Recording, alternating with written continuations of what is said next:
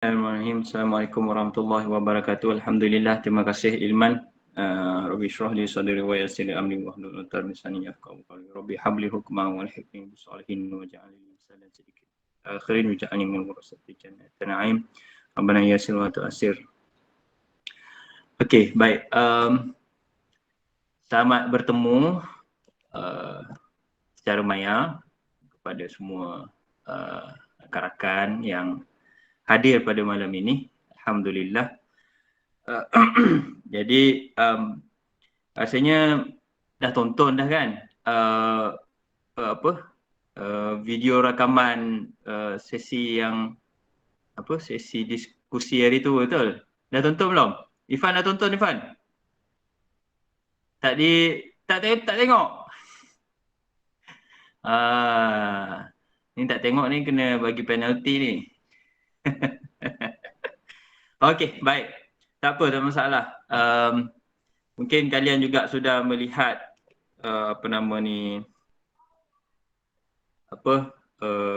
jadual pengisian yang telah diberikan, dikongsikan dalam grup. Cuma mungkin untuk peringkat awal sebelum abang memulakan sesi pada malam ini, nak peringatkan balik ataupun nak review balik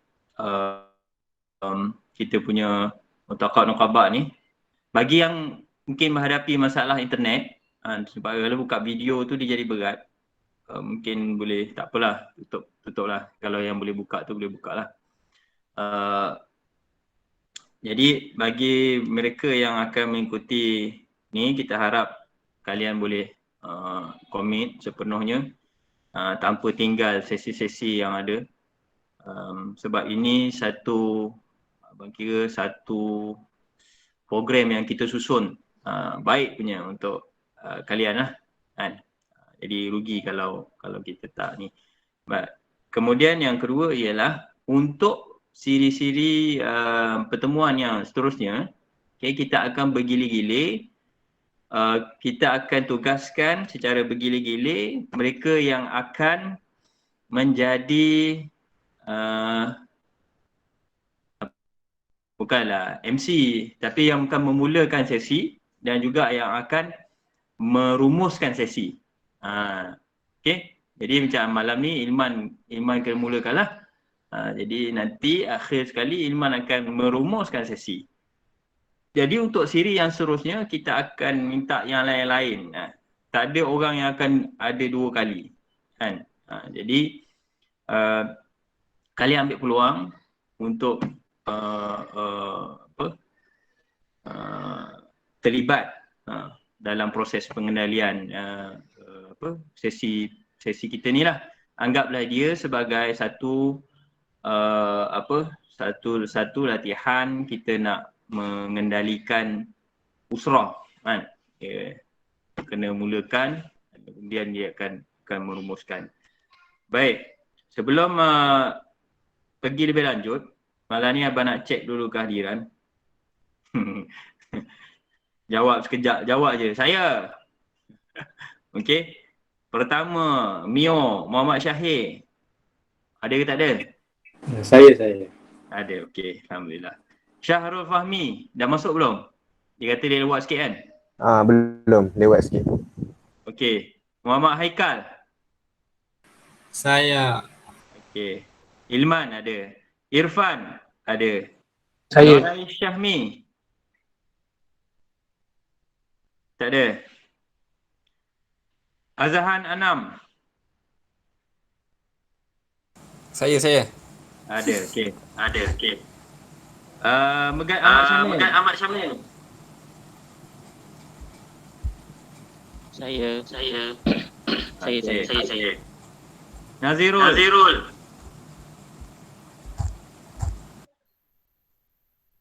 Muhammad Nazirul. Tak ada lagi. Faizatun Nadira. Saya. Okey. Muncul. Aida Nasuha. Saya.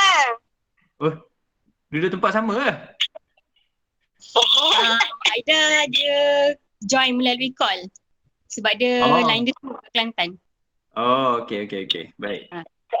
Saya. Nurul Izzati ada?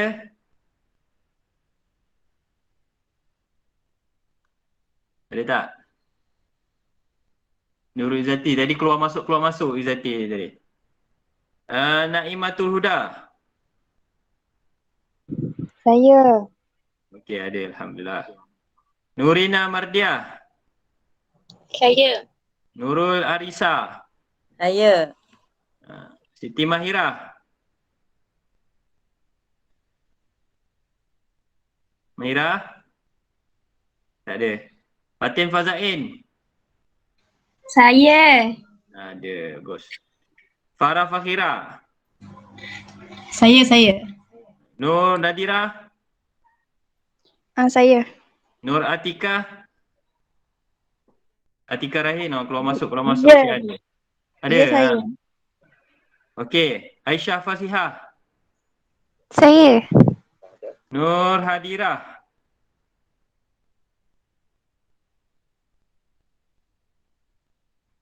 Ada tak? Ni dia kan? Wan Nur Atirah. Ya, saya. Airun Nisa. Ya, saya. Ada. Alhamdulillah. Okey. Sebab kita sebelum ni masa sesi perbincangan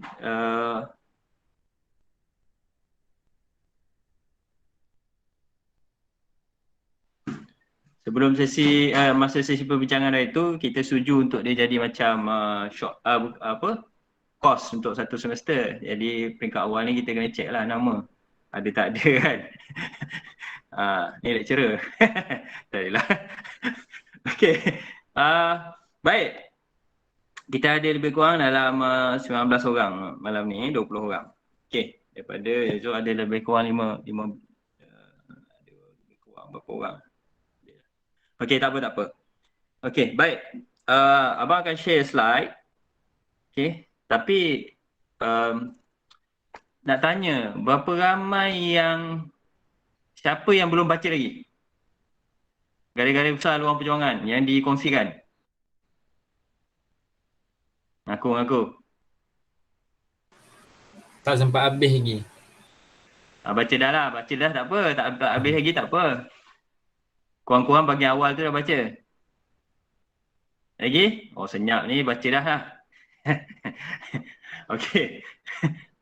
Ifan baca, bagus. Tulis dekat situ abang boleh tengok. Tulis kat chat. Siapa yang dah baca tulis kat chat. Okey. Baik. Jadi untuk malam ini tu mantan presiden dah masuk. Okey. Jangan main-main malam ni. Dengar betul-betul. Okey. Baik. Tajuk pada malam ini kita bawakan dia garis-garis besar haluan perjuangan. Okay. Start now.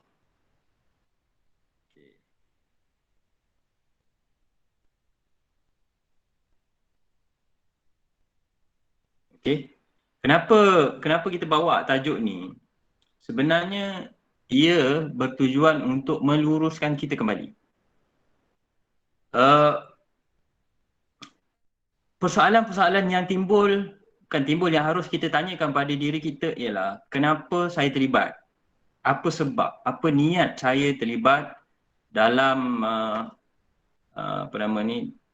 dalam gerakan ini, dalam persatuan ini, dalam kerja-kerja ini? Kenapa dan apa big why-nya? Jadi ini perkara yang kita harus fikirkan bersama. Dan selain itu, ke mana bila dah duduk dalam ni, macam mana aku nak bergerak? Ke mana arah nak perginya? Kan? Apa perkara yang perlu dibuat? Jadi ini antara perkara-perkara yang perlu kita jelas daripada peringkat awal lagi. Kan? Sebab itu dia kelak nanti akan menjadi asas kepada pegangan kita apabila kita terlibat dalam gerakan ini, dalam PKPM Terengganu ini atau dalam kelab pemikir. Kenapa? Kenapa kita masih nak berada dalam ni? Kenapa kita tidak seperti mana orang lain, tak kisah pun untuk terlibat dengan benda-benda ni, tak perlu pun untuk belajar benda-benda ni. Ada banyak lagi benda yang mungkin boleh kita nak buat lah kan, selain daripada perkara-perkara ini kan. Kenapa? Jadi kita pada peringkat ini kita harus mampu untuk menjawab. Kan, kalian akan menjadi nakib kan, kalian akan perlu menjawab ataupun sebenarnya bukanlah satu, mungkin ada persoalan-persoalan yang timbul dari kalangan ahli-ahli usrah. Tetapi yang penting ialah untuk diri sendiri kalian memiliki jawapan yang konkret untuk terlibat dalam ni. Kenapa? Sebab apa? Macam mana? Ke arah mana? Pelibatan yang bagaimana? Ciri-cirinya apa? So jelas. Kita sendiri jelas. Dan dengan itu kelak, apabila kita mengendalikan usrah, kita akan mampu untuk menjelaskan, memberi kefahaman tersebut kepada anak-anak usrah kita, kepada rakan-rakan kita, kepada madu'un kita, kepada sasaran-sasaran kita. Kalau berlaku ketidakjelasan, pertama peringkat diri kita sendiri, kita tak jelas dengan perkara-perkara ni. Jadi kita akan terumbang-ambing. Kita tak faham, kita tak tahu kita nak buat apa. Kita tak tahu kenapa kita berada dalam ni. Gerak kerja kita tak akan boleh dijalankan dengan baik. Maka anak-anak usrah kita juga akan terumbang-ambing juga. Kan? Buat sekadar buat, kan? Hidup sekadar kalau Amkar kata hidup sekadar hidup, babi hutan juga hidup kan. Buat sekadar buat. Tak tahu sambung lah. Kan, buat sekadar buat. Jadi tapi tak mencapai matlamat. Itu jadi masalah. Okey. Baik. Jadi kita pergi kepada garis-garis besar haluan perjuangan. Ini sebenarnya adalah ucapan dasar Ustaz Siddiq setelah kenapa ditulis kat situ pemangku Presiden ABIM. Mungkin ada orang tahu cerita, mungkin ada orang tak tahu cerita. Okey, tapi dipendekkannya ialah Ustaz Siddiq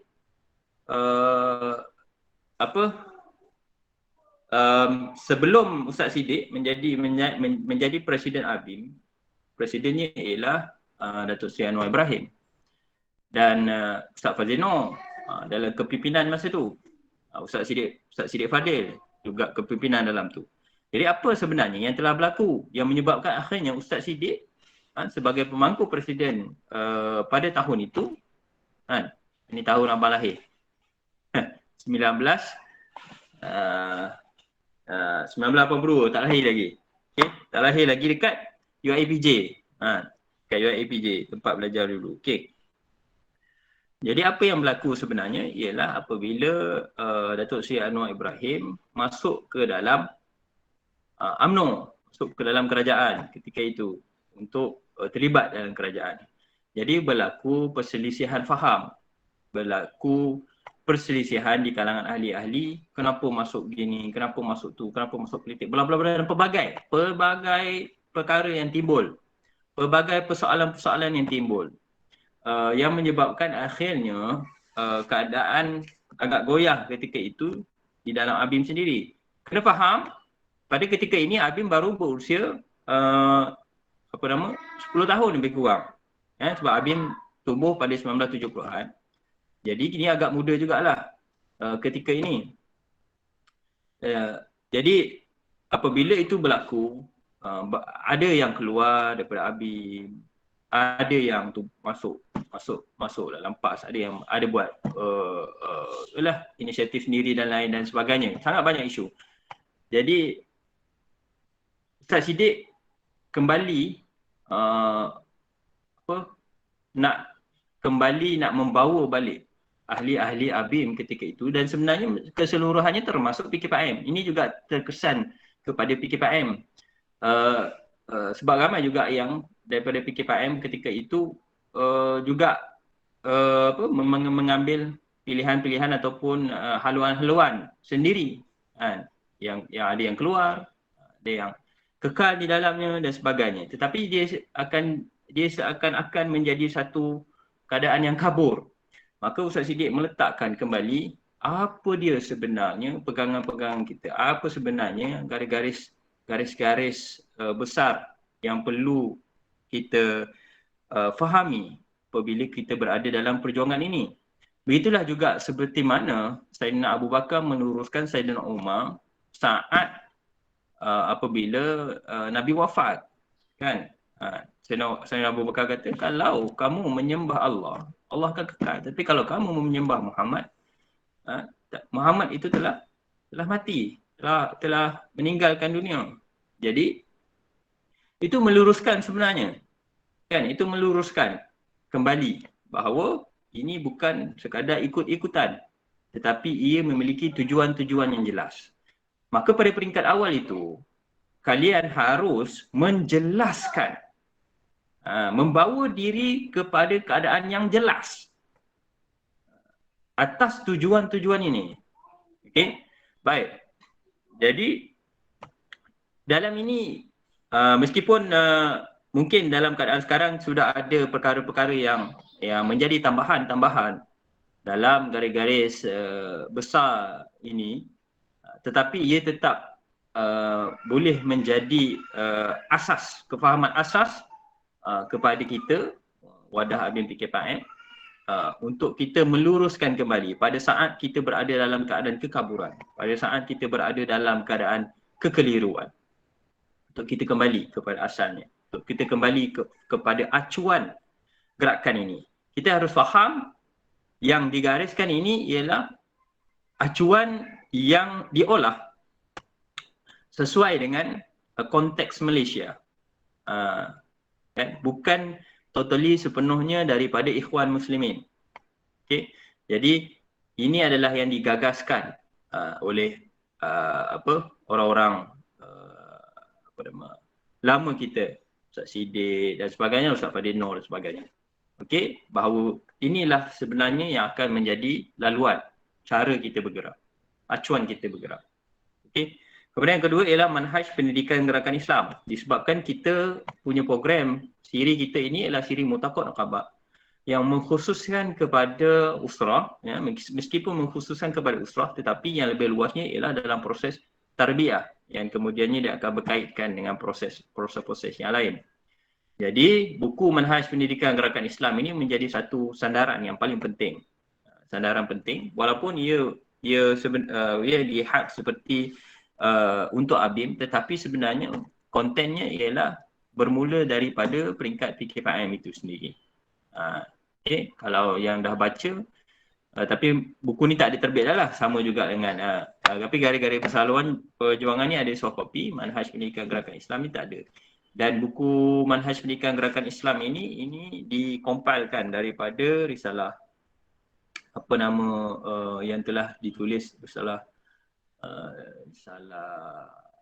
Usrah tak silap, zaman Ustaz Ali Muhammad dan juga zaman sebelum tu Prof Razali Nawawi. Okey. Jadi ini compilation yang terkini. Okey, termasuklah silibus-silibus dan sebagainya. So, faham kita mesti faham, kita mesti tahu visi tujuan kita masuk dalam PKPM ni dan sebagainya. Kita mesti jelas itu. Okay? Baru kita boleh kita boleh meluruskan kembali kenapa kalian menjadi nuqabah, kenapa kalian menjadi nakibah, kenapa kalian menjalankan kerja ni, kenapa kalian kena menjalankan proses-proses tarbiyah macam ni, kenapa kalian kena buat dakwah fardiyah, kenapa kalian kena kenapa ini mesti diperjelaskan, baru kita akan kukuh dengan ni. Okey, baik. Jadi untuk permulaan sebenarnya kalau kita sorot beberapa kisah tarbiyah daripada 4 nama ini. Mungkin ada yang familiar, mungkin ada yang tak familiar. Okey. Baik. Kalau kalian nanti kita akan ceritakan, akan ada dua video supaya tak asyik dengar cerita je. Jadi kalian boleh tonton video lagi dan akan ada tambahan daripada video tersebut. Kalau kalian dengar dapat menangkap intipati-intipati daripada kalau kalian dah baca kan garis-garis besar haluan perjuangan itu, daripada kisah-kisah sahabat-sahabat ini kalian akan boleh menangkap dia punya poin-poin yang disebutkan di dalam garis-garis besar haluan perjuangan ni. Okey. Pertama kita pergi kepada kisah Rubai Ibnu Amir. Okey. Kisah Rubai Ibnu Amir ini yang masyhurnya ialah kisah dia bertemu dengan panglima panglima Parsi, panglima perang Parsi iaitu Rustam ataupun Rustum lah. Okey. Dia menjadi utusan. Ini dalam perang Qadisiyah. Okey. Perang Qadisiyah kalian boleh cari dekat YouTube, cari perang Qadisiyah dalam channel Media Habib. Okey, dah ada subtitle bahasa Melayu. Dibuat khusus untuk Tamrin Abim di Derang dulu. Dah ada subtitle. Jadi kalian boleh tonton perang Qadisiyah tersebut. Boleh tengok. Okey. Jadi berbalik kepada cerita Rubai Ibnu Amir ini, dia diutuskan oleh Sa'ad bin Abi Waqqas untuk bertemu dengan Rustum. Jadi dalam proses pertemuan dia dengan Rustum ini kan tempat mencari istana lah dia punya rumah panglima dia tu, tempat pertemuan dia tu dihiasi dengan pelbagai lah, bantal-bantal, red carpet macam tu lah kan, mahkota dan sebagainya, tempat duduk yang elok sebagainya kan. Jadi dia keadaan itu jauh berbeza lah dengan rebit-rebit ni. Diceritakan juga dia datang dengan ada yang menceritakan bahawa dia datang dengan kedai je dan dengan pisau, satu pisau saja kan. Okey. Jadi pendekkan cerita, dia masuk terus dengan kedainya itu sekali, terus ke dalam istana itu kan untuk bertemu dengan Rustum. Okey. Jadi dia tak dibenarkan masuk sebab dia masuk dalam keadaan macam tu kan. Jadi marahlah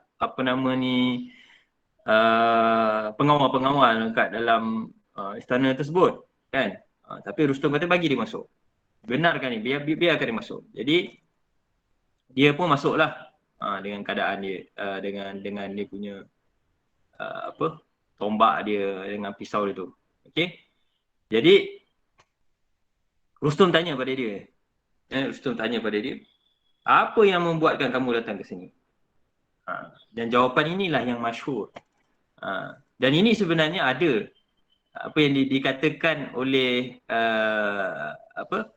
Rubai ini ada disebutkan, ada dituliskan dalam garis-garis besar haluan perjuangan ini.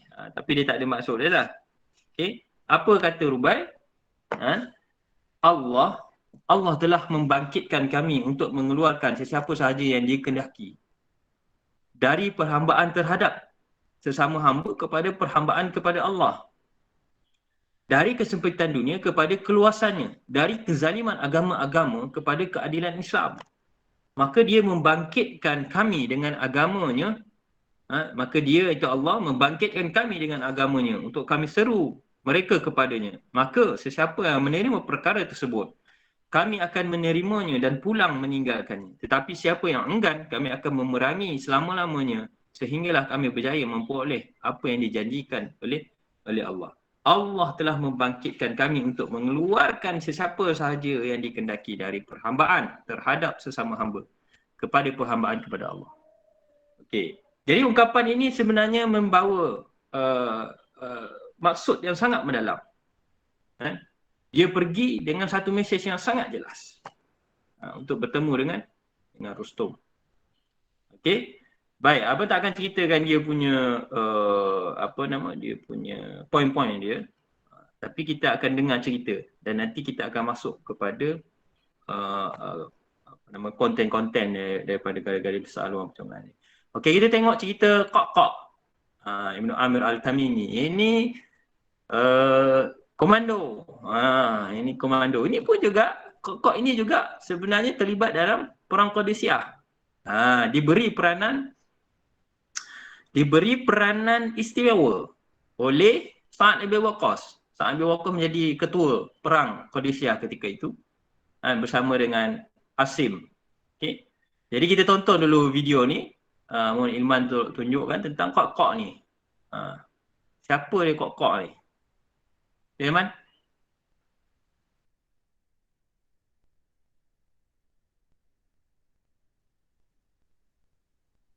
Saya kena tutup share PowerPoint ni.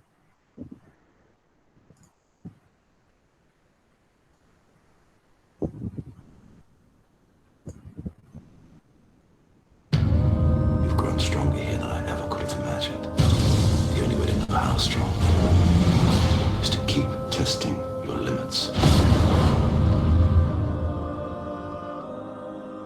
After the battle with the Murtadeen, Abu Bakr radiallahu anhu wrote a letter to Khalid bin Walid, and he said to Khalid bin Walid, you fought many battles, but now go and face the superpower of the day, the Persians, because the Persians were interfering in Muslim matters in Bahrain. So he said, go and deal with them. And he said, because your men have fought many battles, those who are tired of fighting, let them go home. So he had 13,000 men. Out of those 13,000 men, 11,000 decided to go home. They were tired. They had fought many battles. So he wrote a letter to Abu Bakr radiallahu anhu. And he said, Abu Bakr, I have only 2,000 men and I am going to face the superpower of the day. So Abu Bakr radiallahu anhu opens the letter in the masjid. And the Sahaba are sitting there. And Abu Bakr reads the letter out. And then he looks around. And his eyes fall on Qaqa ibn Amr. And he says, Qaqa, you go. And the Sahaba said, what you doing? You replacing 11,000 men with one man? And Abu Bakr radiallahu anhu said, those ranks which have the likes of Qaqa ibn Amr will never be forsaken by Allah. Men who are heavy in the scales of Allah subhanahu wa ta'ala.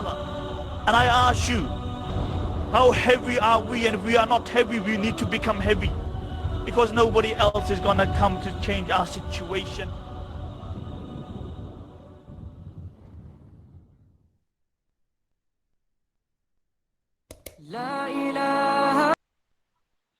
Okey.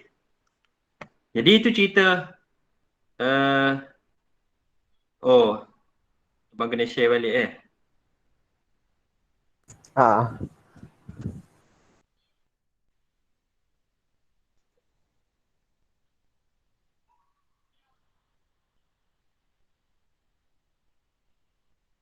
Okey, itu cerita Kak Ibnu Amir. Ada meriwayat mengatakan 1,000 je. Tapi ini bayangkan beribu-ribu. Seorang Kak menyamai beribu orang. Seorang Kak menyamai beribu orang. Okey. Baik, kita tengok cerita yang seterusnya. Abu Ubaidah Al-Jarrah dan Mu'asim bin Jabal. Ini sebenarnya ada dalam terangkum dalam dalam satu kisah yang disebutkan oleh Umar. Okey, jadi nampak gaya Abu Ubaidah Al-Jarrah ni dengan Mu'asim bin Jabal ni kena pendekkan. Okey. Jadi pendekkan satu kisah daripada Abu Ubaidah Al-Jarrah ini ialah selepas sewaktu zaman Khalifah Sayyidina Umar memerintah, Abu Ubaidah Al-Jarrah ini dihantar untuk menjadi gubernur di Syam. Okey, jadi sampai satu ketika di Syam ini berlaku penyakit taun. Taun.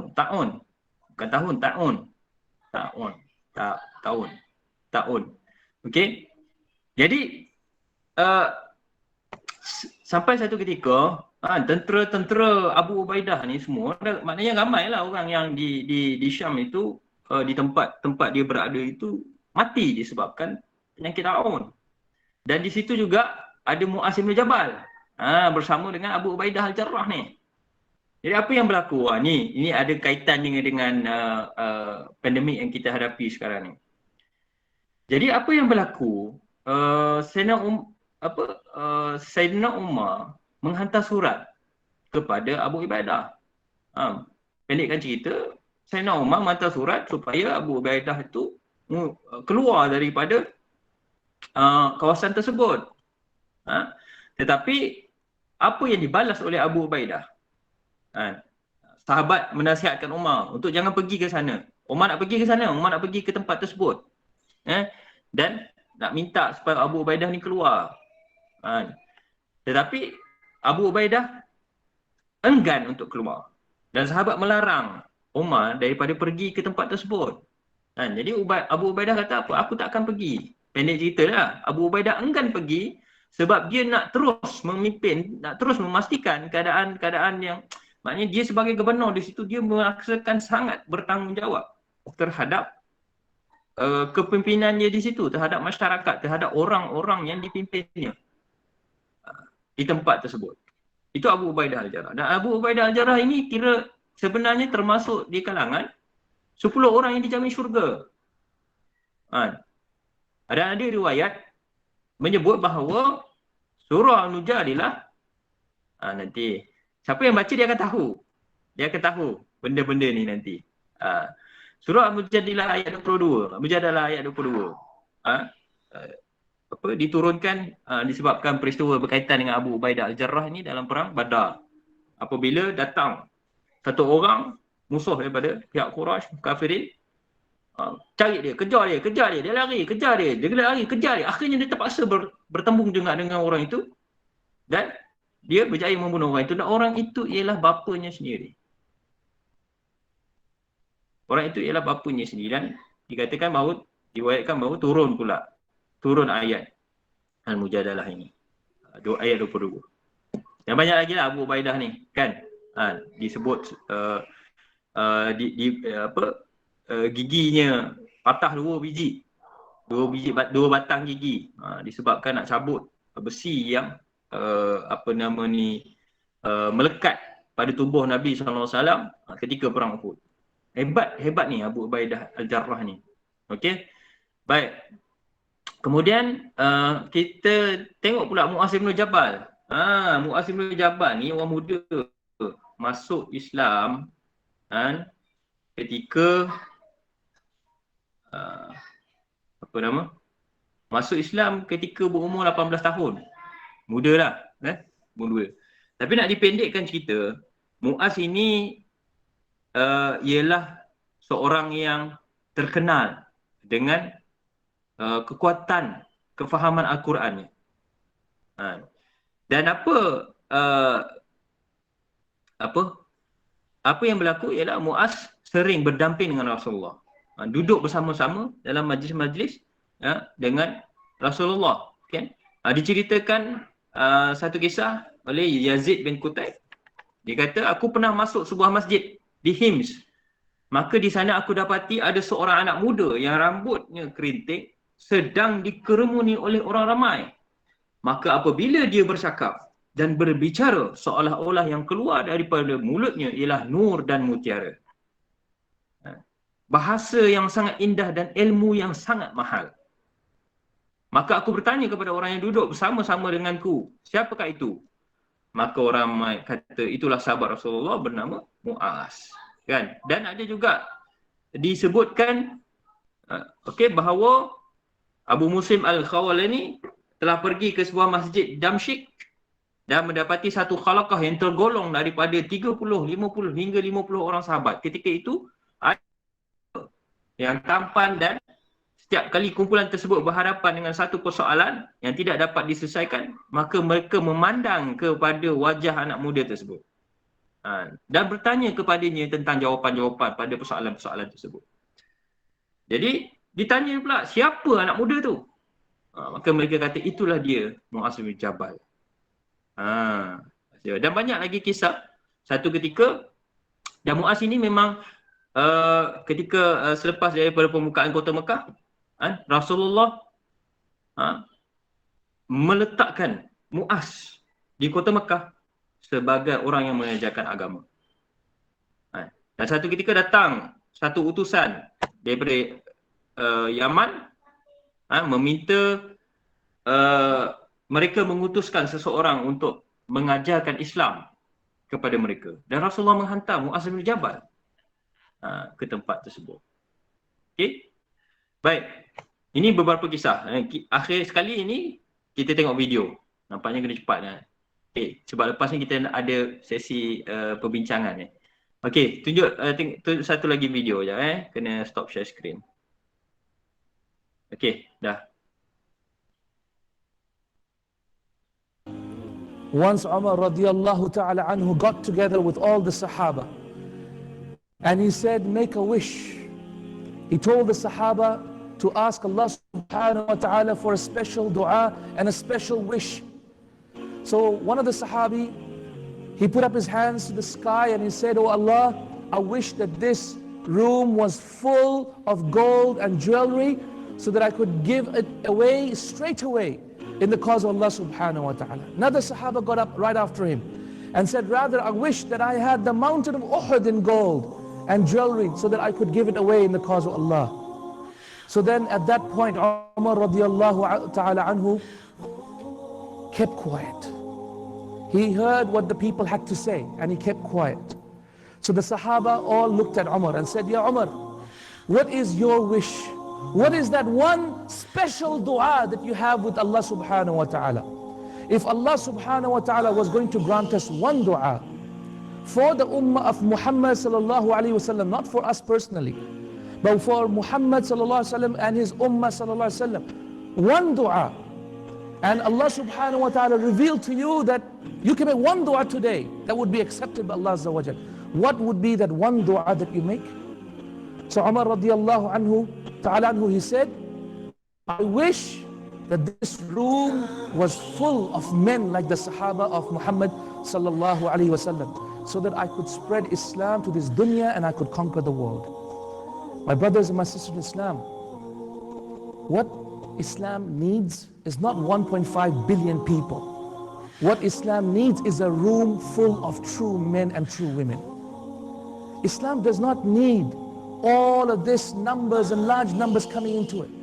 Actually, perhaps this is a burden on this ummah. Rather, what we need is a room, this room, full of true men and true women. It takes one man to change the world. One man, Muhammad sallallahu alaihi wasallam. One man, the prophets of God. One man it takes to change a century, to change an ummah in a century. The Prophet said, every single century, every single qarn, Allah subhanahu wa ta'ala will send one man who will change the ummah and its situation and renew for it, meaning the ummah, its religion. One man. My brothers and sisters in Islam, everything in Islam tells us to be that one person. Every single thing, whether you look in the Quran or the Sunnah or in history, every single thing tells us to be that one person, one man. The Prophet sallallahu alaihi wasallam, that's what he focused on. Focused on creating that one man and that one woman that would be enough to change the dunya. But the Prophet ﷺ, his greatness was that he left behind thousands of men and thousands of women who could change the dunya.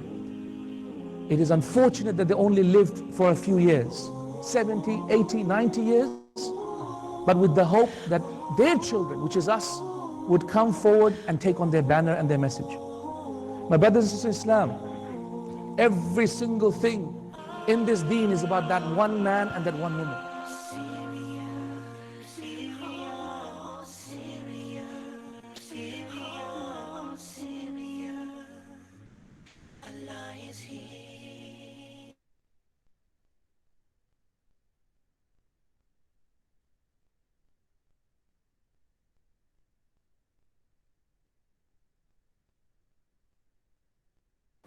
Unmute.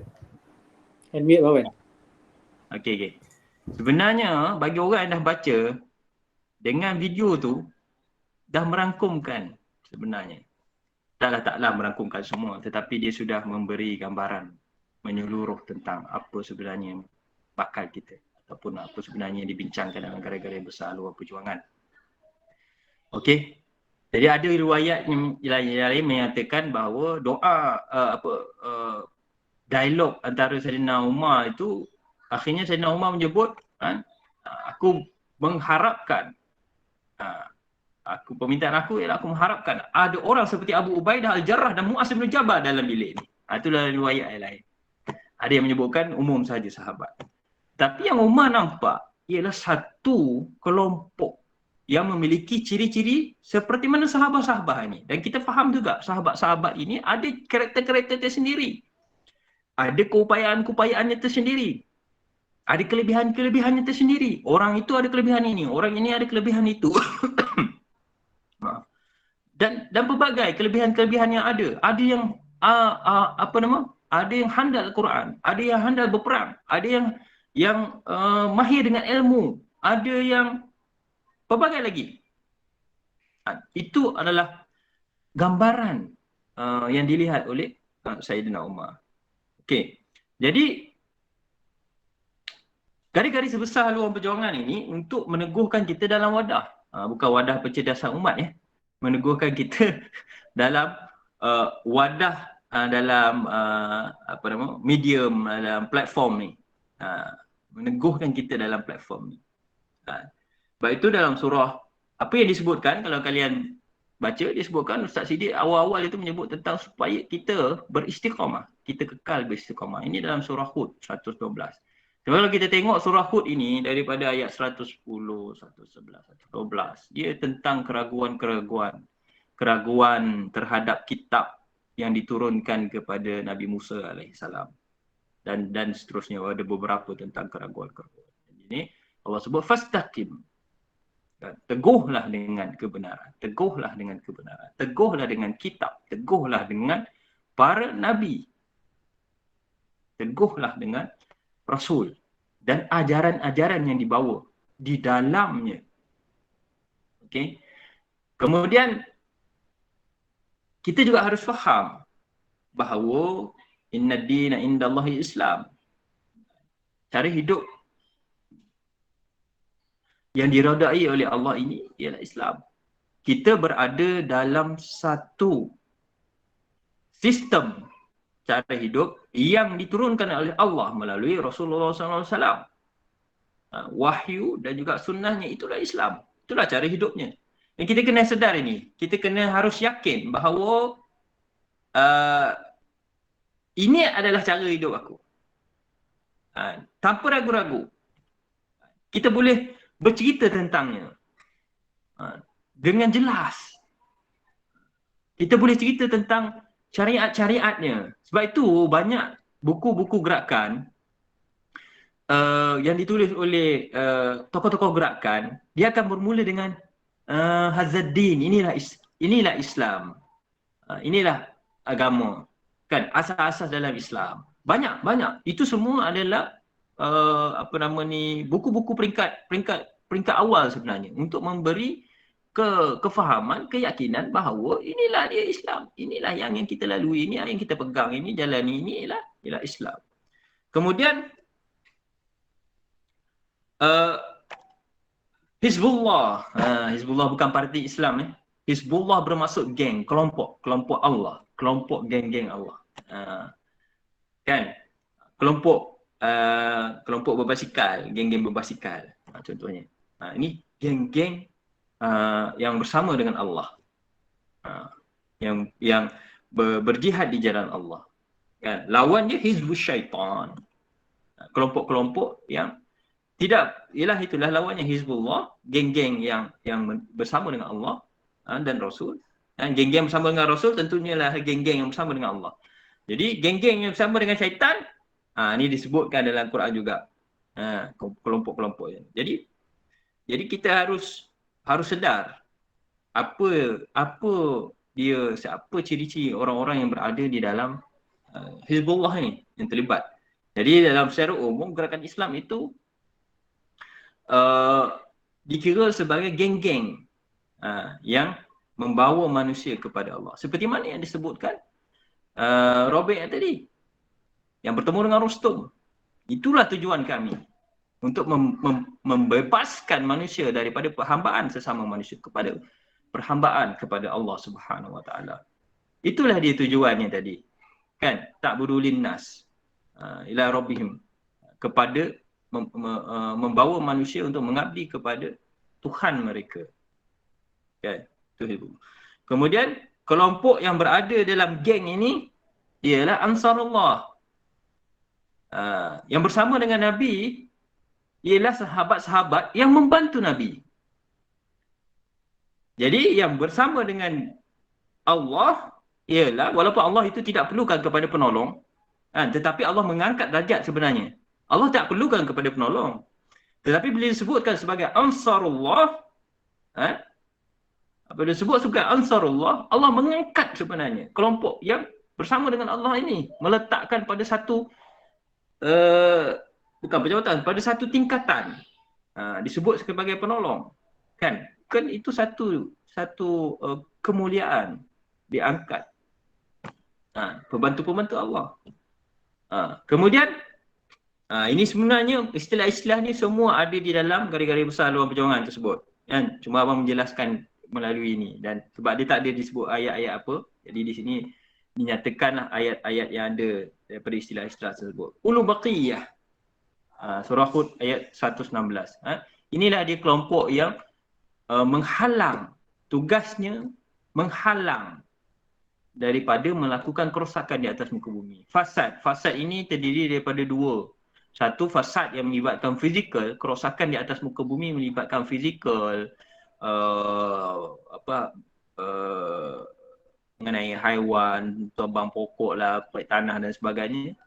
Kemudian yang kedua, yang pertama sekali fasad berkaitan dengan spiritual, yang kedua fasad berkaitan dengan fizikal. Spiritual termasuklah syirik, kufur dan sebagainya, ingkar dan sebagainya. Okey, itu ialah dia punya beberapa terms yang memberi faham kita bahawa inilah dia jalan kita. Inilah dia jalan kita. Okey?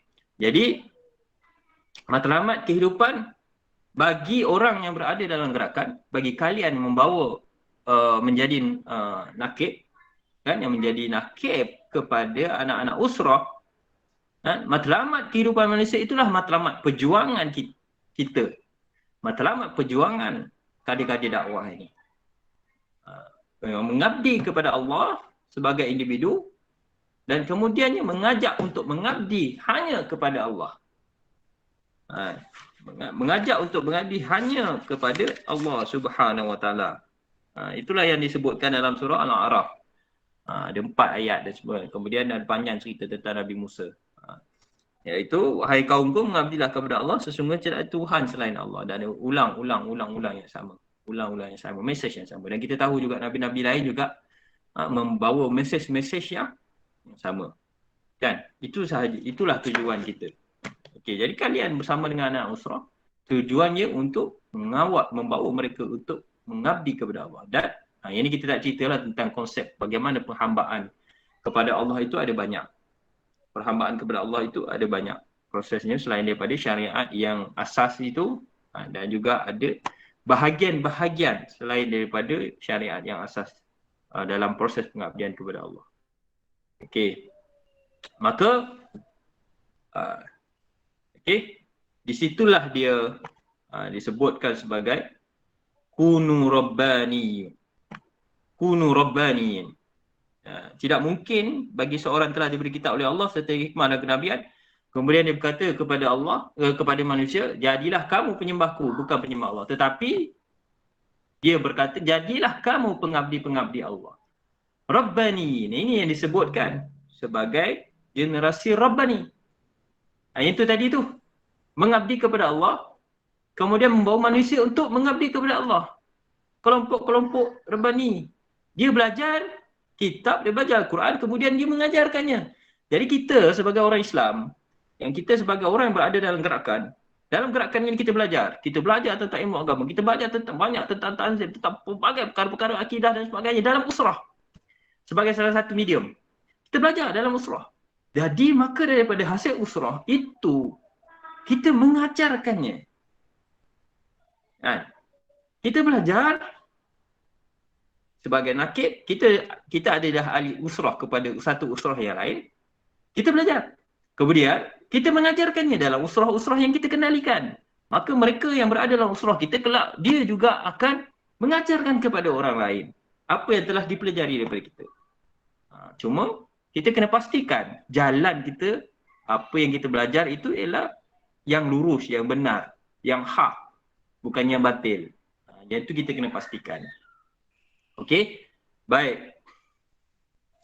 Dan rangkuman cara menyeluruh ini yang digariskan oleh Imam Hasan Al-Banna, Allah ghayatuna, Ar-Rasul qudwatuna, Al-Quran dusturuna, Al-Jihadu sabiluna, wal mautu fi sabilillahi asma amanina, dan mati syahid di jalan Allah adalah cita-cita kami. Dan inilah sebenarnya kalau kalian nampak kan, antara lain adalah ada di dalam budaya-budaya gerakan Islam kan, tujuannya. Okey, baik. Jadi ini sebenarnya adalah garis-garis besar haluan perjuangan yang secara umum sebenarnya, tapi ia meluruskan balik, menjelaskan itu sebenarnya. Dan tak kira dalam gerakan apa pun kita, dalam organisasi mana pun kita, kan, inilah dia punya garis-garis lurusnya. Cuma nanti kita akan pergi kepada perbincangan apa dia punya lenggok, selok, belok, acuan yang menyebabkan kalian dikategorikan sebagai ahli fikih faham atau ahli abim atau ahli wadah sebagainya. Okey? Dan kita pergi kepada iaitu strategi utama. Okey? Baik. Sebelum daripada strategi utama tu ada disebutkan sebagai tingkatan-tingkatan proses islamisasi kan, daripada individu, keluarga, kemudian ummah, kemudian daulah, kemudian Islam dan khilafah Islamiah. Okey. Ini kita tak nak bincang banyak, kalian boleh cari. Tetapi mungkin boleh tekankan dalam proses sasya Islamiah itu disebutkan dalam gara-gara besar haluan perjuangan ini adalah tentang 10 muasafat tarbiyah itu, ciri-ciri tarbiyah. Yang ni nak tak nak adalah sebenarnya adalah proses yang kita kena, nanti kita akan bincang dalam sesi bersama dengan Abang Razi. Bagaimana kita nak membangunkan 10 ciri muasafat ini di kalangan ahli pertama sekali dalam diri kita, kemudian yang kedua kepada ahli usrah kita. Ciri ini. Sebabkan kalian belum kahwin, jadi kita tak perlu bincang tentang pembinaan keluarga Islamiah. Tetapi sebenarnya ini, apabila disebutkan tingkatan-tingkatan ini, kita harus meletakkannya dalam minda kita bahawa apabila kita terlibat dalam gerakan ini, nak tak nak, kita akan terlibat ataupun kita perlu terlibat di dalam proses-proses ini. Ia adalah sebahagian daripada jalan untuk kita mencapai sehingga kepada tahap yang dibawa oleh Nabi Muhammad membangunkan negara Madinah dan menyebarkan Islam. Okey, dan khalifah-khalifah yang lain. Okey, jadi dalam strategi utama ini ada disebutkan beberapa ciri-ciri penting berkenaan dengan gerakan. Apa dia ciri utama? Strategi utama jelas dibolkan kat dalam tu ialah tentang manpower. Dan kita tengok daripada kisah-kisah yang tadi itu ialah tentang manpower. Manpower yang memiliki kualiti-kualiti tertentu. Manpower yang memiliki kekuatan seperti mana kak seorang itu menyamai beribu. Seorang menyamai Abu Ubaidah itu menyamai sekian. Muaz itu kekuatan-kekuatannya. Kan? Dan seperti mana Saidina Umar melihat perlunya pergi kepada manpower seperti mana sahabat-sahabat ini. Di situlah yang kita harus bangunkan dalam di kalangan penggerak-penggerak ataupun pendukung-pendukung harakah. Okey. Dan istilah yang dipinjamkan daripada Dr. Yusof Qaradawi ialah generasi Rabbani yang committed. Kan? Okey, istilah ni memang lama dah bincang. Okey, baik, pendekkan cerita. Mungkin abang masukkan sedikit beberapa mana.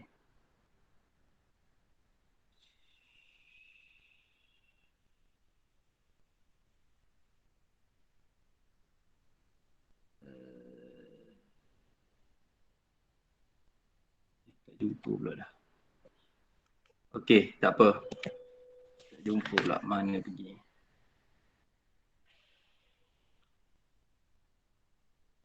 Okey. Tak jumpa pula. Okey. Skema keilmuan dan pendidikan yang sempurna. Sebenarnya ini adalah ada beberapa yang digariskan yang perlu ada dalam apa nama ni?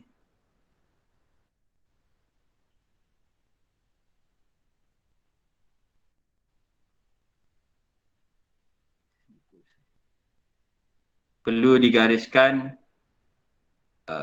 oleh gerakan Islam lah, ataupun ciri-ciri yang perlu ada dalam gerakan Islam. Itu skema keilmuan dan pendidikan yang sempurna, kan, tarbiyahnya, kemudian dari segi disiplin dan organisasi yang baik, kemudian rencana kerja yang baik, sesuai dan praktikal. Okay. Tak jumpa pula bahan yang mana pergi. Nanti, tak apalah, nanti share semula. Okay. Baik. So sekarang pukul apa? Pukul 10 dah. Okay, kita tinggal setengah jam lagi. Okay, kita pergi cepat. Okay, kita pergi cepat. Baik, sekarang ni. Okay. Dalam surah Al-Jumu'ah ini, Allah menyebutkan dia yang mengutuskan kepada kaum yang buta huruf seorang rasul di antara mereka membacakan ayat-ayatnya kepada mereka, mensucikan mereka, mengajarkan mereka kitab dan hikmah, dan sesungguhnya mereka sebelumnya benar-benar dalam kesesatan yang nyata. Jadi, Allah mengutuskan Nabi, dalam konteks ini Nabi Muhammad SAW, menjelaskan ayat-ayat Quran, mengajarkan hikmah, membersihkan diri daripada syirik, kesyirikan, mengajarkan mereka kitab. Ini sama, ini selari dengan apa yang kita bincang daripada awal ni tadi. Ini selari, dan ini kira macam merangkumkan sebenarnya. Yang sebelum itu berada dalam kesesatan yang nyata, ataupun dalam ungkapan minaz zulumati ilan nur, daripada kegelapan kepada cahaya. Inilah tugas kita, inilah tugas kalian sebagai nuqaba. Okey, dan pendek cerita ialah, akhir sekali ialah uslub ataupun kaedah perjuangan. Bagi gerakan Islam, dia mesti melaksanakan kerja-kerja dakwah. Kita tak boleh lari daripada kerja-kerja dakwah. Kemudian kita mesti melaksanakan proses-proses tarbiyah. Daripada proses-proses tarbiyah, mesti berlaku proses islah. Daripada proses islah, mesti berlaku proses jihad. Jihad inilah gerak kerja yang kita turun kepada masyarakat. Okay, jihad. Dia sebenarnya bukanlah gerak kerja turun kepada masyarakat. Jihad ini ialah proses untuk usaha ni. Okey, baik. Kita tinggallah lebih kurang 30 minit. Okey, ni masa je. Acuan haluan perjuangan PKPIM. Baik, sekarang kita pergi kepada sesi diskusi. Okey, siapa di sini boleh sebut siapa boleh sebut secara penuh budaya 7 PKPIM?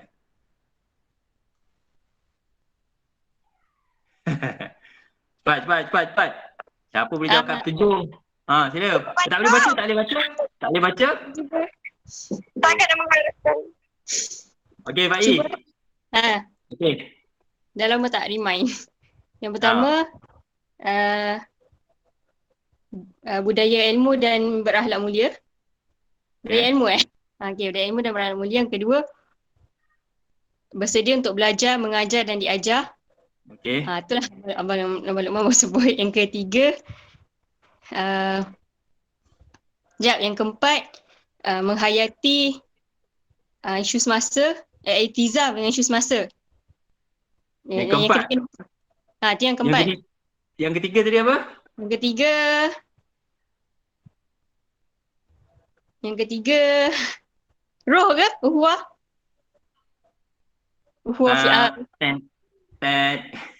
Itu penghayatan iltizam tu nombor 5.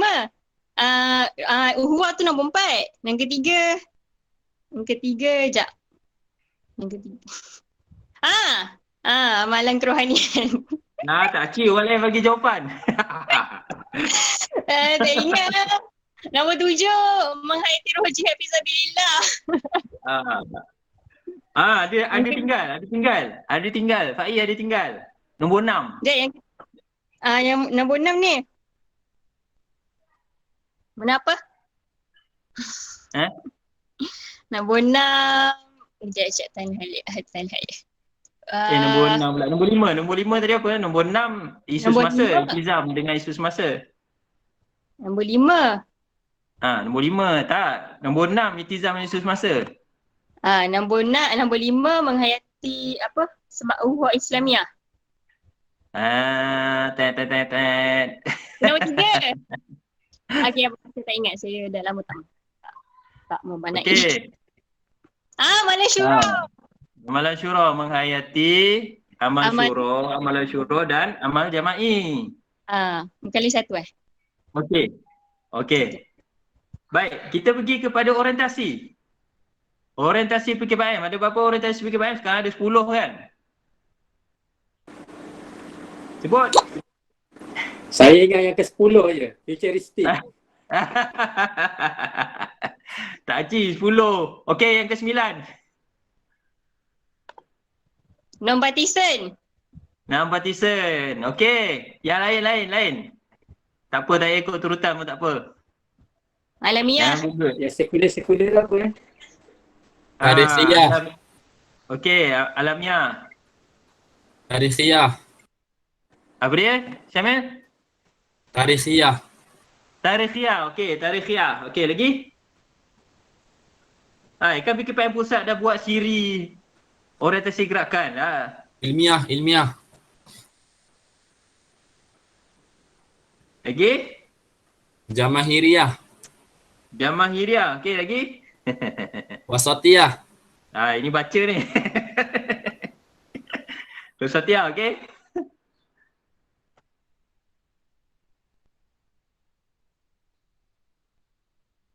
Okey? Tak ingat dah? Aduh, kecewa lah. Nombor 1 dengan nombor 2 tak ada siapa pun sebut. Dia berkaitan budaya ilmu saya ingat.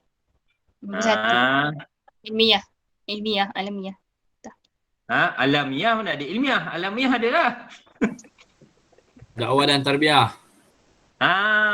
Dakwah tarbiyah. Kenapa tu tinggal? Tak ada siapa sebut. Sebut futuristik, sebut non-partisan. Kena cadar balik. Dah sebut kat Aceh, Abawan. Apa dia? Rais ada sebut kat cek.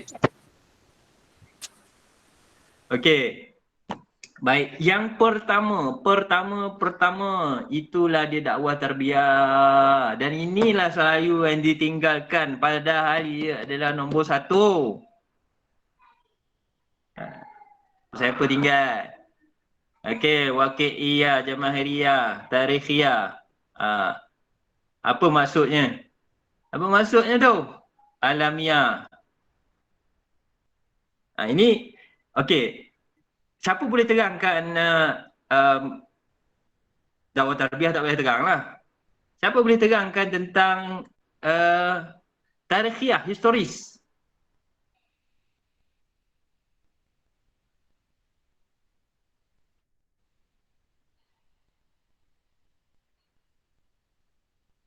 Siapa boleh jelaskan tentang historis? Ini penting Ustaz Siddiq ada kongsi, abang sebutkan. Ustaz Siddiq ada kongsi kan. Abang ingat lagi masa awal-awal dulu terlibat dengan maktab, kita mula menggerakkan maktab peringkat awal, memulakan gerak kerja maktab peringkat awal, kita buat sesi perkongsian bersama dengan Ustaz Siddiq di Balai Rakyat di rumah Ustaz Siddiq. Dan Ustaz Siddiq menyebut tentang orientasi tarbiyah gerakan adalah asas garis-garis besar perjuangan. Yang ini orientasi tarbiyah, orientasi gerakan macam PKPM ada 10, yang inilah yang akan mengacu kita menjadi sosok PKPM. Yang tadi tu semua umum walaupun dia dah ada olahan yang sesuai dengan kemalaysiaan, tak ambil semua daripada Ikhwan Muslimin. Tetapi yang lebih spesifiknya ini dia, orientasi ini. Orientasi ini yang lebih spesifik, yang akan membina kita punya cara fikir kita, yang akan membolehkan arah tuju gerak kerja kita sesuai dengan yang telah digariskan. Itulah dia acuannya. Okey, kalau historis, apa maksud historis?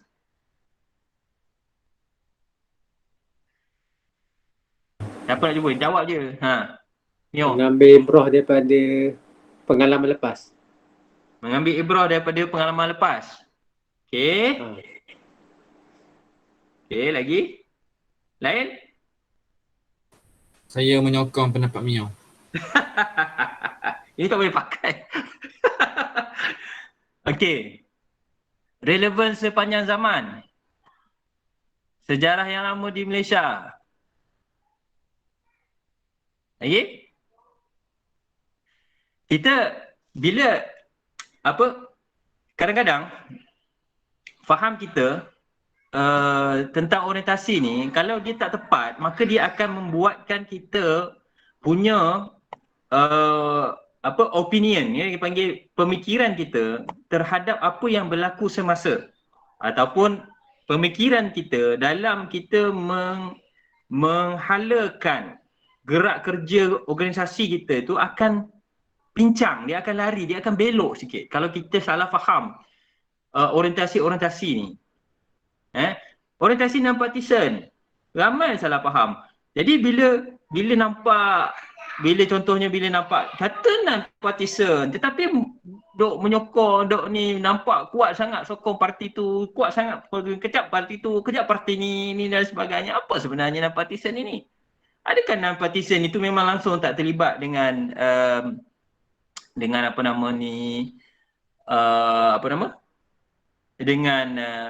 parti?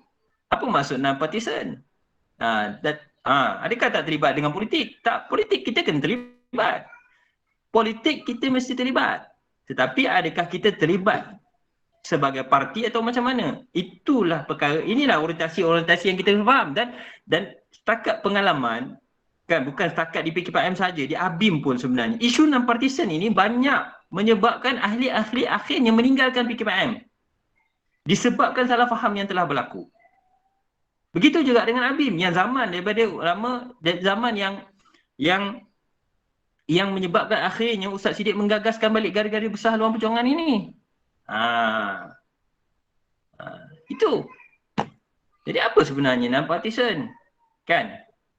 Secara organisasinya dan sebagainya. Ini kita kena jelas. Bukan malam ni bukan sesi untuk kita terangkan satu-satu orientasi ni.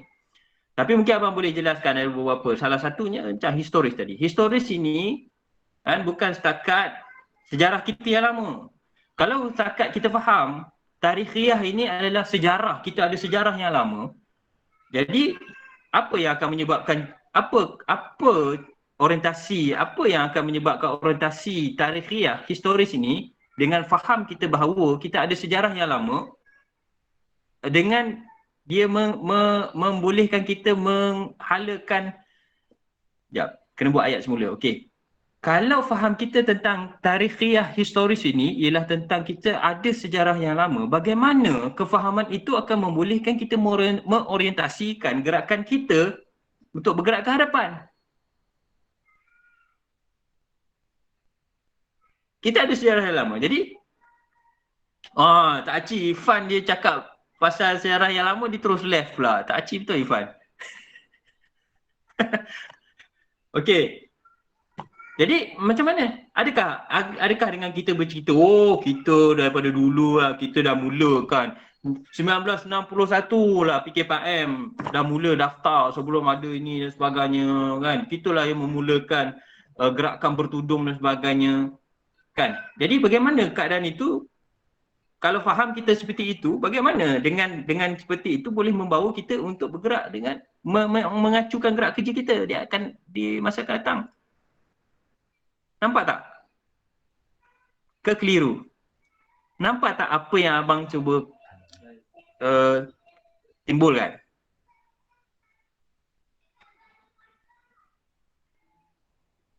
Nampak? Ke tak nampak ni? Semua diam ni. Semula. Apa dia? Semula. Okey. Tadi sebagai contoh lah. Tadi ada yang jawab historis itu, ada yang jawab lah. Dan orang itu ialah tak payah. Ada yang jawab bahawa historis itu ialah memiliki sejarah yang lama. Kan? Jadi bagaimana dengan faham kita bahawa kita ada sejarah yang lama itu membolehkan kita mengacu, menghalakan gerak kerja kita? Adakah dengan kita menyebut tentang sejarah kita yang lama, kita dah dulu memulakan gerakan bertudung, kita lah memulakan kesedaran ini dan sebagainya, kita lah yang ada sejarah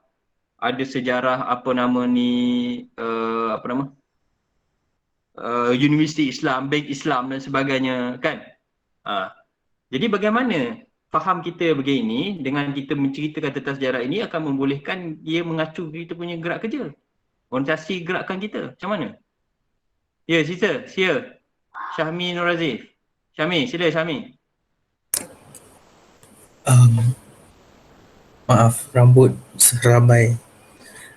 Historis di sini kalau kita baca dalam buku yang diberikan kan, historis kita sebenarnya sejarah kita memang kita sebuah haluan yang di bawah perjuangan PKPM, tapi perjuangan kita sebenarnya jauh lebih itu. Sebenarnya perjuangan kita start daripada zaman Nabi lagi, iaitu we create the value from the sahabah and so on, and the value is our history. So PKPM just one of the main apparatus lah, our history of main apparatus. Kita ditubuhkan bila dan sebagainya. Tapi kita punya value, kita punya gerak kerja, kita punya honesty dalam peperangan, dan juga cara kita bercakap, cara kita berinteraksi, cara kita buat kerja, be in a sense of economy dan sebagainya, is our history in a sense lah. So we represent the history of Islam mainly, not we represent PKPM, yes for sure. Tapi in all sense, everything that we do dated back from the first time kita do it, which is by Islam lah. That is basically our history kalau tanya pendapat saya lah. Because kalau kita tengok daripada semua orientasi gerakan daripada dakwah tarbiyah Islamiah, desekularisasi hingga ke non-partisan, sebenarnya dia secara tidak langsung dia ambil point on certain things that we need to discover lah. Contohnya Jamahiriyah akomodatif.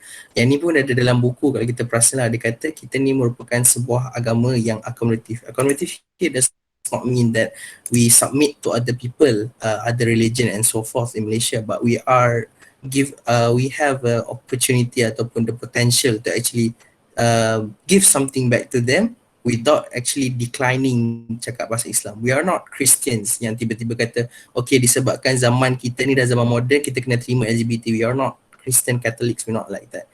We tak kisahlah sepanjang zaman macam mana pun berlaku perubahan, be it in the sense of economy dan sebagainya, politik, pengenalan secularism ataupun pengenalan kepada orang kata Marxism dan demokrasi yang so forth.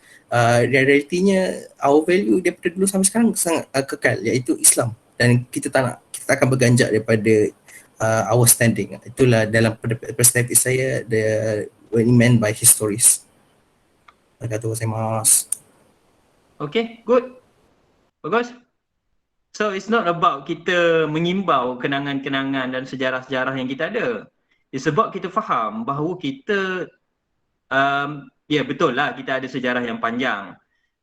Ini satu contoh yang kita tak bincang tentang orientasi yang lain, tapi nak menunjukkan bahawa kalau kita salah faham tentang orientasi kita, maka kita akan salah juga membawa gerakan kita punya haluan gerakan kita tu akan tak tepat dia punya ni, dan maka opinion, fikrah-fikrah, pemikiran kita juga akan tidak tepat.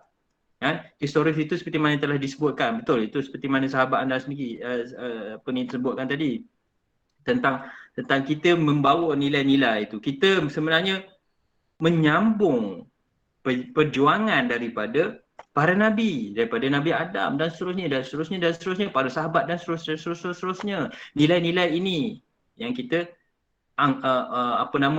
ungkapkan balik, dan ada dalam satu ayat Quran itu surah apa ya? Allahumma salli. Tak ingat lah.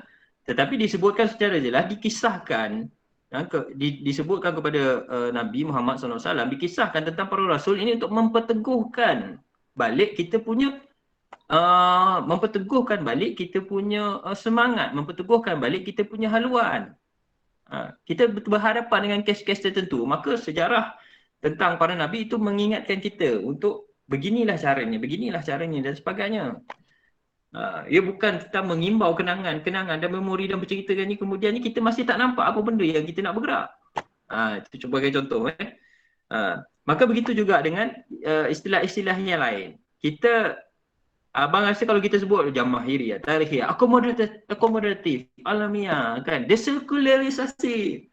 Benda desekularisasi ni, yang itu pun sebenarnya memerlukan kepada kefahaman yang mendalam. Ada waktu-waktunya benda-benda yang kecil pun juga kita sekularisasikan. Jadi sekularisasi maksudnya mesti menyepadukannya. Menyepadukan dengan agama Islam. Contoh sebab abang geras kan. Contohnya, kalau bab alam sekitar tak ada kaitan dengan agama Islam, maka kita sekularisasikan agama kita dengan alam. Padahal alam dan agama itu sangat menyatu. Kalau kita tak melihat, ini tak ada kaitan, maka ini proses sekularisasi. Sebagai contoh. Dan banyak lagi. Baik. Okey. Itu orientasi tarbiyah gerakan. Sama juga dengan budaya. Maka budaya ini sebenarnya membentuk peribadi.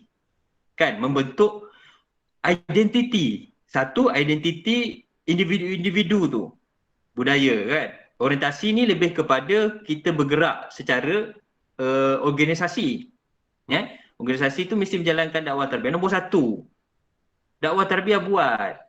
Nombor satu dakwah tarbiyah buat. Dakwah tarbiyah tinggal. Taklah. Tak. Kan?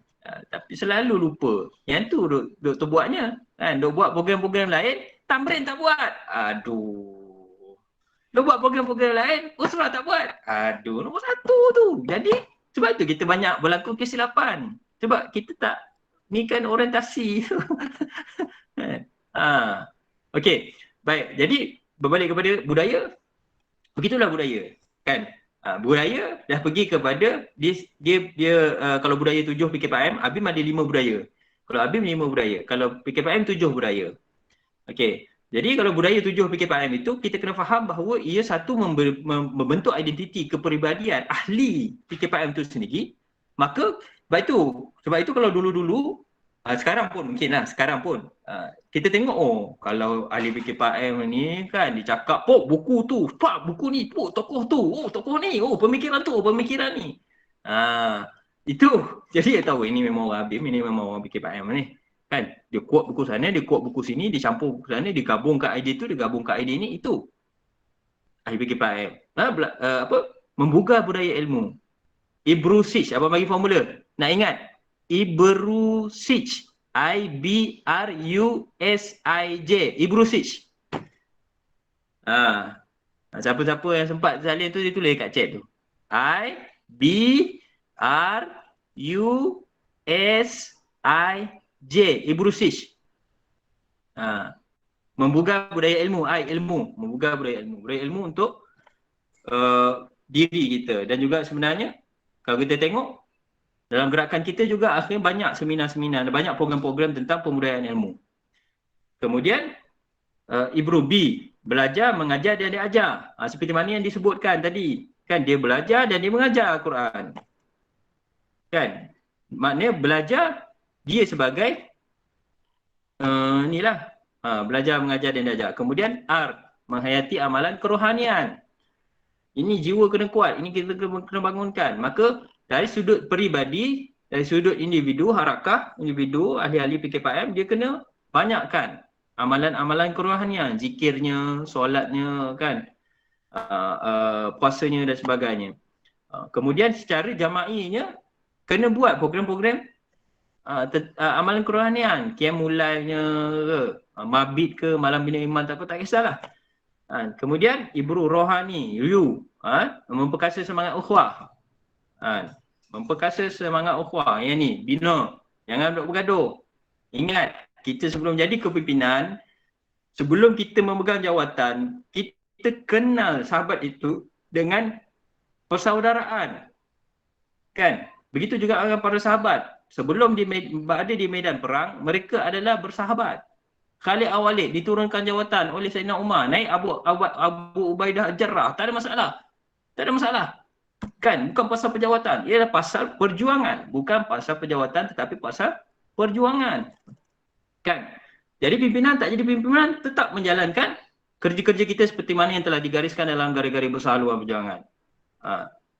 Okey. Kemudian ukhuwah ibru stage S, menghayati amalan syura, budaya kerja terancang dan amal jama'i. Ini nak tak nak kena buat. Jangan buat kerja last minute, jangan buat kerja. Kita sepatutnya umat Islam adalah umat yang paling teratur sekali, paling sempurna, paling sistematik sekali. Kan?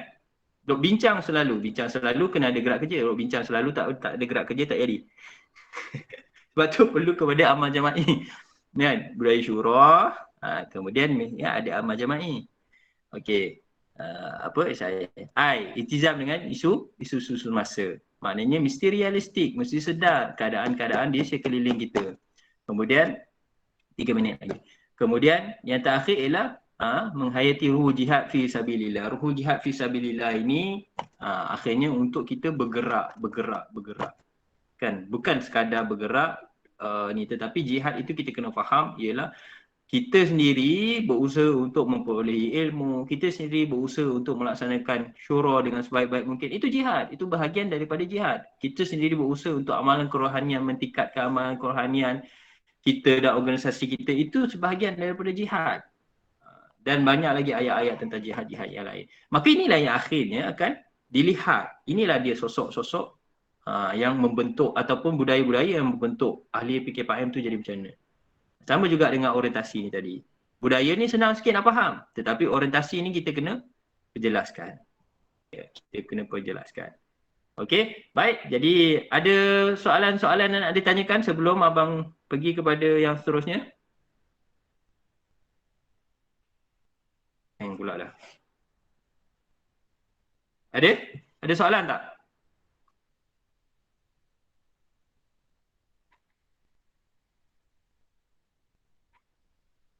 Krik.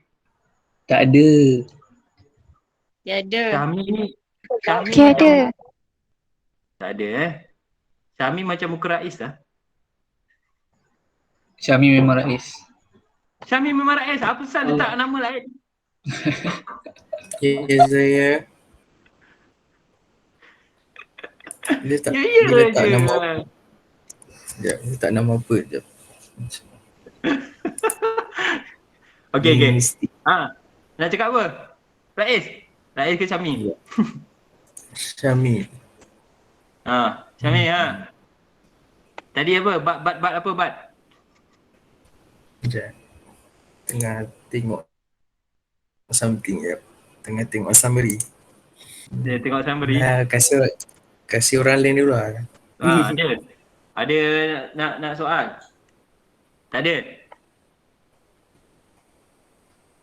Tak ada Okey. Kalau tak ada kita pergi kepada tugasan. Okey. Baik.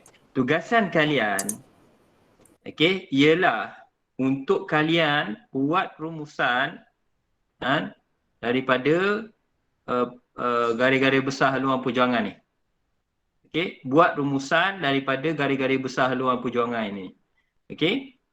Tak perlulah ayat-ayat tapi keluarkan dia punya poin-poin penting dia tu. Dan ini sebenarnya akan membantu kalian untuk ini akan jadi konten kalian nanti untuk disampaikan kepada anak ahli-ahli usrah nanti. Dan ini sebenarnya akan menjadi peringatan bagi diri sendiri. Kan? Sebab abang memang sentiasa buka buku ni. Buku ni memang sentiasa buka. Dah buat rumusan? Oh dah pernah buat rumusan dah? Dah buat rumusan, kita hantar lah. Tapi sebenarnya tak habis lagi tugasan ni, tu baru satu. Okey. Rumusan garis-garis besar haluan perjuangan ini yang telah ada dalam ni. Tetapi abang nak kalian masukkan tadi tu perbincangan tentang budaya dan orientasi ni tadi. Perjelaskan tentang budaya dan orientasi ni tadi. Kalian kena buat. Daripada situ kita akan tengok bagaimana faham kalian tentang orientasi dan budaya ni tadi. Perjelaskan dari segi dia punya konseptualnya. Kemudian dari segi dia punya pelaksanaannya bagaimana. Bagi contoh-contoh. Contohnya macam, okey, membuka budaya ilmu, ni contoh budaya. Membuka budaya ilmu, contohnya konsepnya ialah sekian. Kemudian contoh dalam membuka budaya ilmu ni dari sudut individu, dari sudut organisasi, apa dia? Dan sebagainya. Kemudian orientasi contohnya desekularisasi. Apa dia konsep sebenarnya desekularisasi? Kena cari faham apa maksud dia. Desekularisasi ni pun ada banyak fahaman dia. Kan? Tapi kita kena cari betul-betul yang acuan kita macam mana. Kemudian dia punya contoh-contoh dalam proses kita desekularisasi ni tadi. Okey, dan seterusnya. Buat yang tu. Dan banyak ni. Okey, rumusan-rumusan tersebut kan buat dalam writing sedikit, dan come out dengan bentuk grafik supaya senang nak faham. Yang ni tadi yang untuk garis-garis besar luar perjuangan ni, kalau boleh buat grafik, buatkan grafik. Kalau orientasi dan juga budaya tadi dalam bentuk grafik, then that's good. Nak bagi mudah. Ini akan jadi handout kalian untuk gunakan nanti akan datang. Okey. Pasalnya yang itulah. Tugasan orientasi, yes. Okey. Boleh rumusan. Dari situ nanti kita akan semak. Kita akan the next punya siri perbincangan kita akan tengok ataupun kita akan bincangkan dalam sama ada dalam grup WhatsApp kalau perlu, atau kita akan bawa sedikit kita akan bawa beberapa sesi penerangan dalam siri yang seterusnya untuk kita jelaskan. Okey, boleh? Ini penting itu kita tak cerita lagi tentang visi dan misi. Mungkin cerita visi dan misi, saya jelaskan Khairul Ummah. Saya jelaskan misi dan misi PKBM. Okey, kita baru pergi kepada yang orientasi ni tadi. Jadi mohon kalian untuk buatkan rumusan tersebut, come out dengan bentuk grafik, includekan tadi orientasi itu tadi. Ini penting. Sebab selama ni kita rasa kita faham. Selama ni kita rasa kan partition tu macam ni. Selama ni kita faham desekularisasi tu macam ni. Historis tu macam ni. Tapi sebenarnya ketidaktepatan itu akan seperti mana telah disebutkan lah, akan membuat haluan kita serong. Tak tepat. Okey? Boleh? Baik. Nanti rasanya Ilman akan sharekan Ilman akan share draft G Drive untuk hantar. Okey, dan Ilman juga nanti akan tim tarbiyah lah akan akan bagi senarai nama kumpulan-kumpulan bersama dengan pembimbingnya. Maka kalian hantar dalam G Drive kan, dan sisikan kepada pembimbing masing-masing. Sebab nanti abang akan terus refer kepada pembimbing sahaja. So abang tak perlu nak tengok satu-satu, abang akan terus refer kepada pembimbing kumpulan masing-masing. Bagi memudahkan. So mereka akan highlight dekat situ kalau ada apa-apa perkara yang perlu nak dibincangkan lah. Alright? Okay, boleh jelas cakap ni? Okay? Minggu ni umum minggu depan dah mula akan banyak pergi pada yang lebih spesifik dan lebih mendalam, detail. Okay? Baik. Sekian saja untuk kelas pula. Sekian saja untuk sesi pada hari ini. Setelah balik kepada Ilman lah untuk rangkumkan.